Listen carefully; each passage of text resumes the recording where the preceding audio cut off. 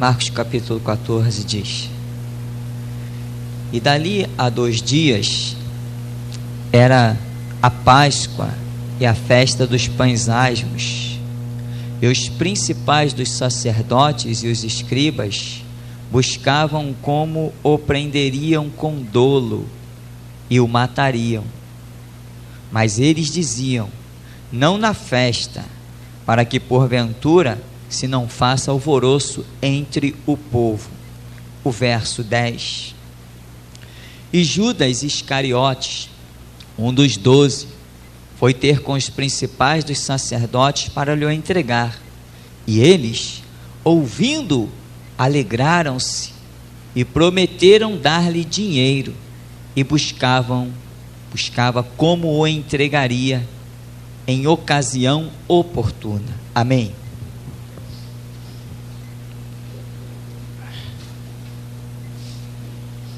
Irmãos, os escribas buscavam como prenderiam com dolo. O que quer dizer isso? Com engano, com mentira. Eles queriam prender Jesus, mas como o próprio Pilatos depois vai entrar na cena e vai dizer: olha, eu examinei este homem, mas não achei mal algum nele, não achei engano algum nele, não há culpa nele, eu vou soltar esse homem. Não, então eu vou açoitar ele e vou soltar ele. Não, se você soltar ele, você não é amigo de César, porque ele disse que ele é rei. Eu quero aqui contigo analisar um detalhe. Buscavam quem? Os principais dos sacerdotes e os escribas. Buscavam como prenderiam com engano, com mentira. Não é alguém qualquer. Entenda isso. Eram os principais sacerdotes e os escribas. Meu irmão, eram os principais da nação judaica. Eram os líderes da nação de Israel, líderes não só políticos, mas líderes religiosos. Quem eram os escribas? Eram aqueles que mais sabiam da lei. Os escribas eram aqueles que transcreviam os pergaminhos. Eles copiavam pergaminho o tempo todo. Eles conheciam a lei, eles conheciam as profecias, mesmo que eles não quisessem ler. O ofício que eles tinham o levavam a conhecer a Escritura, porque o tempo todo eles estão copiando a Escritura. E os sacerdotes, os principais sacerdotes, a liderança, olhava para Jesus e queriam arranjar uma mentira, um dolo, um engano para o prender. Por quê? Eles estavam movidos de inveja.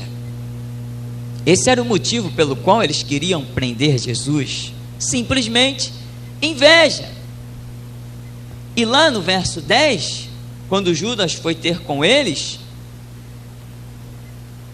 eles ouvindo, alegraram-se e prometeram dar-lhe dinheiro. Então eles sabiam muito bem o que estavam fazendo. Aqueles que tinham no pergaminho, aqueles que ensinavam nas sinagogas, toda vez que o escriba ele ia transcrever a lei, ele era obrigado a escrever uma coisa que está escrito lá em Êxodo capítulo 20: não matarás. Ele era obrigado a escrever uma coisa dita assim: não dirás falso testemunho, nem contra ti, nem contra teu próximo, nem contra ninguém.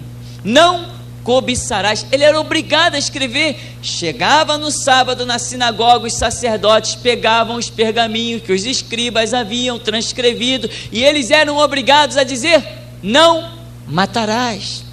Eles eram obrigados a dizer: não dirás falso testemunho, não cobiçarás. Pois agora aqui, quando Jesus Cristo está no cenário, eles estão doidos para matar Jesus, estão cobiçando a posição de Jesus e estão organizando um falso testemunho para tirar Jesus de cena.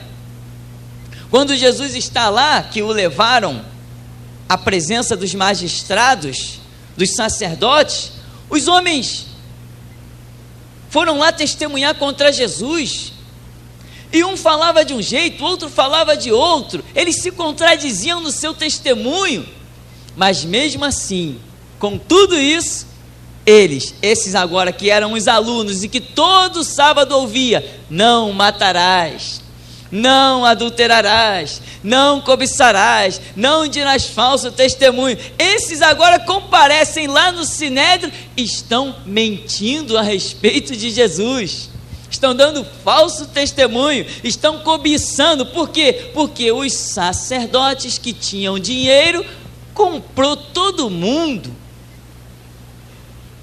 pagaram um preço alto.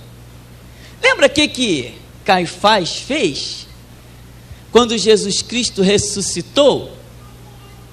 Primeiro, ele pagou para matarem Jesus, depois ele pagou para manterem Jesus morto.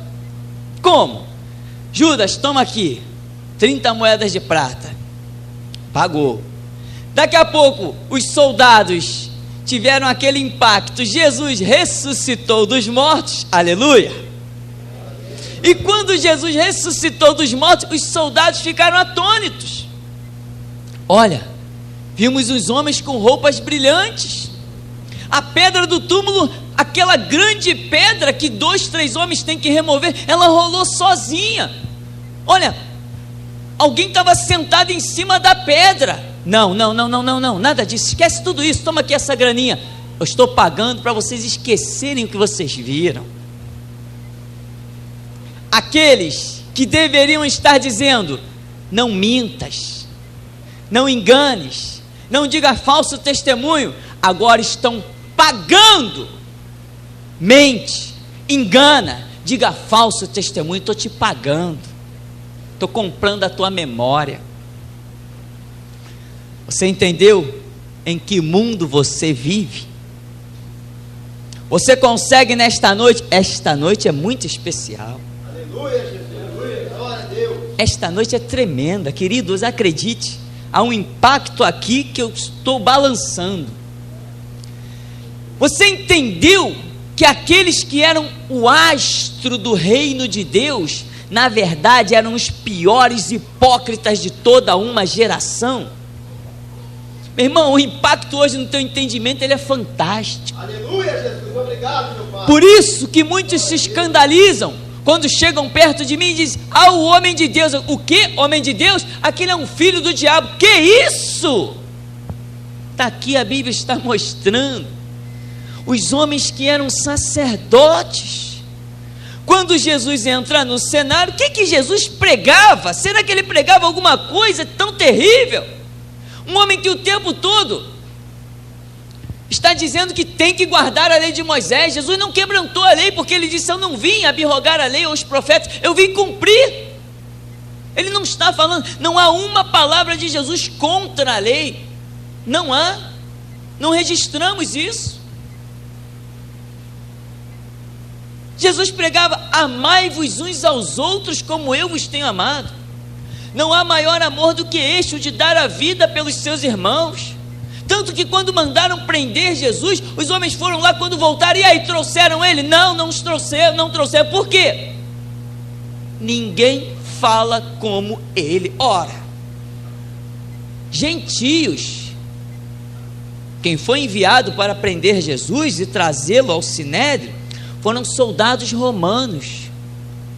Quando eles chegaram lá, Jesus falando e o Espírito Santo trabalhando, logicamente, o impacto foi tremendo, que os homens perderam aquele ímpeto de morte, porque a palavra de Cristo é vida.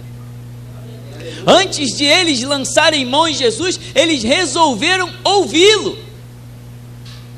No que eles resolveram ouvi-lo, eles saíram do reino da morte para o reino da luz, para o reino da vida. Nicodemos questionou Ora, porventura condena a nossa lei um homem antes de o ouvirmos? Todo mundo queria matar Jesus. O Sinédrio era composto, não me recordo por quantas pessoas, mais de 10. Todo mundo, vamos matar esse cara, vamos cortar a cabeça, vamos entregar o Império Romano, vamos fazer, vamos acontecer, vamos destruir com ele. O povo está seguindo a ele, o povo tinha que seguir a gente. Que história é? Vamos acabar com ele. Aí Nicodemos se levanta e diz assim: não, peraí, a nossa lei não condena um homem sem primeiro ouvi-lo. A nossa lei. Aí Nicodemos falou assim: vamos resolver essa questão. De madrugada, João capítulo 3 foi lá ter com Jesus. Foi aos pés de Jesus para ouvi-lo. E a Bíblia vai mais adiante mostrar o Nicodemos, um discípulo de Cristo. Não existe quem vá a Cristo com o coração sincero que não encontre a fonte da vida. Não existe. A Bíblia diz: a um coração quebrantado e contrito não desprezarás, ó Deus. Tu não quer sacrifício, tu não quer holocausto, tu quer a oferta, é um coração quebrantado e contrito. Querido, deixe-me falar para você mais um pouquinho dessa classe. Foram questionar Jesus, eles mesmos, os escribas e os sacerdotes, junto com mais uma turma. Está aqui uma moeda. É lícito pagar tributo a César? Aí Jesus, que não conhecia nada, disse assim: hipócritas, por que me tentais? Jesus não conversou, foi direto: hipócritas, por que me tentais? De quem as finge nessa moeda? É de César. Dai, pois, a César o que é de César, e a Deus o que é de Deus. Aí os hipócritas botaram a moeda debaixo do braço, seguiram o caminho. Por causa de uma palavra, Jesus acabou com eles. Hipócritas, por que me tentais? Imagina o homem querendo tentar o Espírito de Deus. A história vai se repetindo, porque não há nada novo debaixo deste sol aí, debaixo deste céu. Esta é uma classe. Quando João Batista estava pregando às margens do Jordão, novamente eles mandaram alguém lá: vai ver quem é esse João aí, vai lá indagar dele. Aí vieram: és tu Elias? Não, não sou Elias. És tu o profeta que havia de vir? Não sou. És o Messias? Não sou. Quem és tu? Para que nós demos conta daqueles que nos enviaram. Precisamos de uma resposta. Eu sou a voz do que clama no deserto: preparai o caminho do Senhor, apresentai veredas justas diante dele, porque o machado está posto na raiz da árvore. Raça de víboras, quem vos ensinou a fugir da ira vindoura? E João Batista desce o cajado, mas eles mandaram alguém lá para questionar João Batista. Resumindo, era só essa liderança de Israel que deveria estar orientando o povo no caminho da verdade. Era só eles verem alguém se destacar no meio do povo, a inveja deles sobressaía e eles queriam matar, queriam a morte, queriam indagar, queriam questionar. Eles eram os santões, eles eram os verdadeiros, mas a Bíblia mostra que eles não passavam de um lixo humano, sem nenhum valor, sem nenhuma lógica de existir dentro do contexto espiritual. E não tenha dúvida, meu irmão, o que tem de sacerdote judeu queimando hoje nas chamas do inferno são muitos, porque ninguém é salvo. Lembra o que disse João Batista? Não presumais de vós mesmo, dizendo: temos por pai Abraão.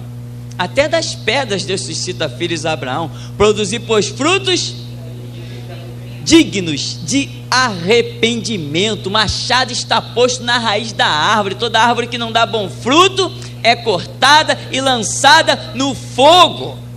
E não tenha dúvida, o que tem de judeu queimando no fogo. Essa é uma classe. Tem outra classe aqui. E Judas Iscariotes, um dos 12, foi ter com os principais dos sacerdotes para lhe entregar. Ora essa, Judas, um dos 12, na comissão dos 70, na comissão dos 12, ele estava no meio. Ele foi um daqueles que chegou dizendo assim: Senhor, em teu nome até os demônios se nos sujeitam. Senhor, em teu nome, passamos lá, olha, uma mulher que ficou curada só quando eu passei. Senhor, em teu nome o endemoniado caiu possesso só com a minha presença. Senhor, em teu nome fizemos maravilhas. Querida, é por isso que a Bíblia diz: naquele dia haverá surpresa. Muitos dirão: Senhor, Senhor, em teu nome fiz isso, aquilo, aquilo outro, e eu lhes direi: apartai-vos de mim, nunca vos conheci. Como nunca vos conheci? É o que está dito para Judas.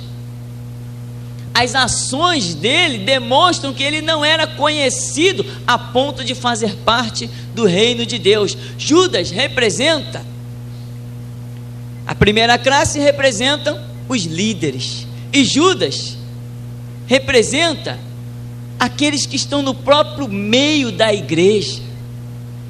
Tem pessoas que têm a ilusão de achar que todo mundo que está dentro da igreja é um convertido, pertence ao reino de Deus.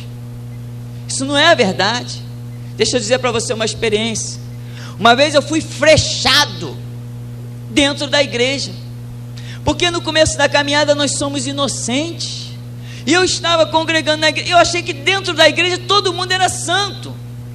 Então eu vinha pela rua com as armas todas até o dente, capacete, espada, escudo, tudo, eu vinha afinado. Quando eu botava os pés dentro da igreja, eu baixava todas as armas. Foi dentro da igreja que eu recebi uma flechada terrível, quase acabou comigo, mas o Senhor teve misericórdia de mim. Aleluia. E até aqui me ajudou o Senhor, porque às vezes da onde você menos espera é que vem. Você acha que Jesus, depois de subir a noite inteira, está em um monte a noite inteira orando para descer e escolher 12 discípulos? Você acha que Judas era um Zé Ninguém? Judas era alguém de valor para Cristo. Ele passou a noite inteira clamando pelos 12 que ele deveria escolher. Quando ele desceu diante da multidão, o Espírito Santo deu um sinal na cabeça de cada apóstolo para Cristo olhar e dizer assim: você, Pedro, vem para cá. Você, João, vem para cá. Você, Alfeu, você, Bartolomeu, você, Judas, vem para cá. O Espírito Santo apontou aqueles homens. Entenda, meu irmão, que o Espírito Santo já apontou muito grande homem de Deus na nossa nação, mas eles, a exemplo de Judas, caíram, perderam o seu principado. Se Satanás tinha toda aquela glória e hoje nada tem, a não ser reservado para ele as negruras das trevas, quanto mais homens. Então, nessa noite você está recebendo discernimento, você está recebendo a graça do entendimento. Você não tem que olhar para um homem e olhar a posição natural que ele tem, os títulos que ele tem. Aquilo pode não significar nada no mundo espiritual. E hoje nós temos essa vergonha aí, essa profanação de um é bispo, o outro é apóstolo, o outro é o apóstolo primaz. Eles não se contentam em querer ter o título mais elevado que o outro. É uma hipocrisia, um descaramento desqualificado. Mas por maior que seja o título deles, eles podem não estar valendo de um esterco. E normalmente é assim. Não considere um homem de Deus pelaquilo que ele apresenta de título, posição social. Considere um homem de Deus quando ele abrir a boca e você vê Deus. Só assim, quando o homem abrir a boca e fluir a verdade da Escritura, quando Cristo, o sangue do Cordeiro e a palavra do testemunho estiver centralizado na pregação do homem, aí sim ele é um homem de Deus. Senão ele é um filho do diabo, de Bíblia na mão, terno e gravata atrás de púlpito. E hoje, você vai meditar mais ainda com muita calma em Marcos 14, e você vai ver que aqueles, os escribas e os sacerdotes, os representantes de Deus, na verdade, eram homens cheios do espírito de Satanás. Ou não era? Claro, quem é contra Cristo tem o espírito do anticristo. E os escribas e os sacerdotes, eles estão querendo matar Cristo. automaticamente eles estavam cheios do espírito de engano, da malícia de Satanás.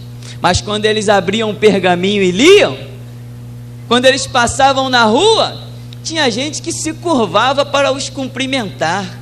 Por quê? Porque Oséias 4,6 diz: o meu povo está sendo destruído, porque lhe falta conhecimento. Aí vem Jesus, o nosso Jesus, o da Bíblia, em João 8,32, ele nos dá um alerta: olha, conhecereis a verdade, e a verdade vos libertará dos falsos bispos, dos falsos presbíteros, dos falsos apóstolos, dos bispos primais e um monte de título inútil que foi levantado aí, um querendo ser maior do que o outro por causa dos seus títulos.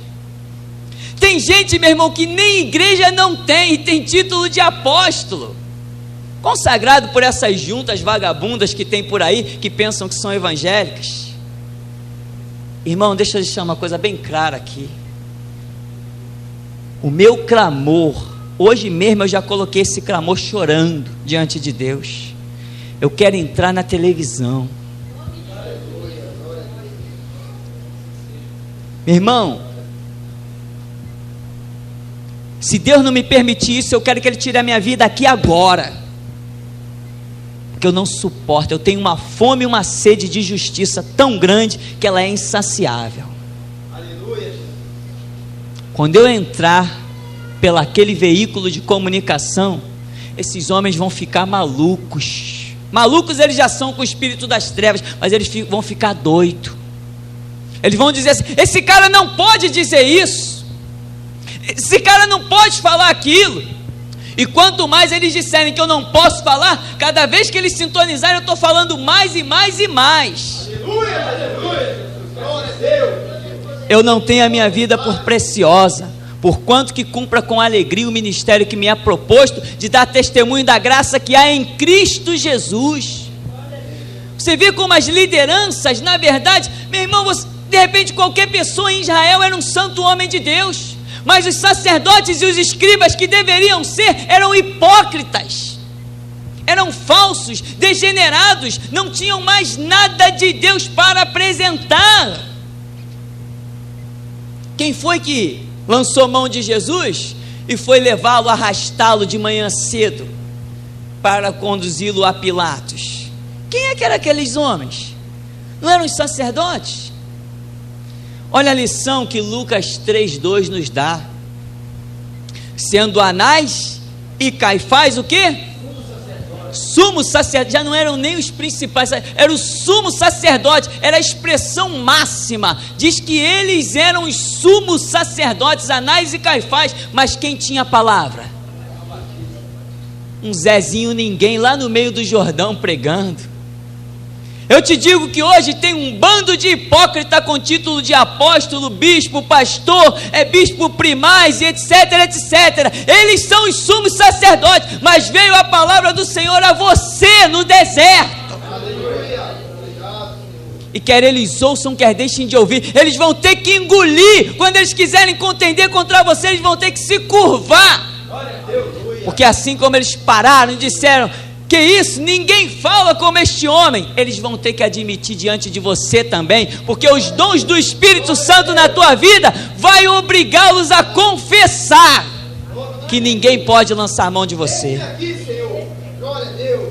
Fale, não te cales, e pela 10ª milésima vez me deixe dizer: estude Bíblia, coma Bíblia. Porque nesses últimos tempos os falsos mestres se proliferarão de tamanha dimensão que Deus só poderá contar com quem tem muito, eu disse muito conhecimento bíblico. É através do conhecimento bíblico, que é a espada do Espírito Santo, como diz Efésios 6,17, que ele vai pegar a palavra que você tem conhecimento, lançar pela tua boca e vai matar os teus inimigos. Aleluia.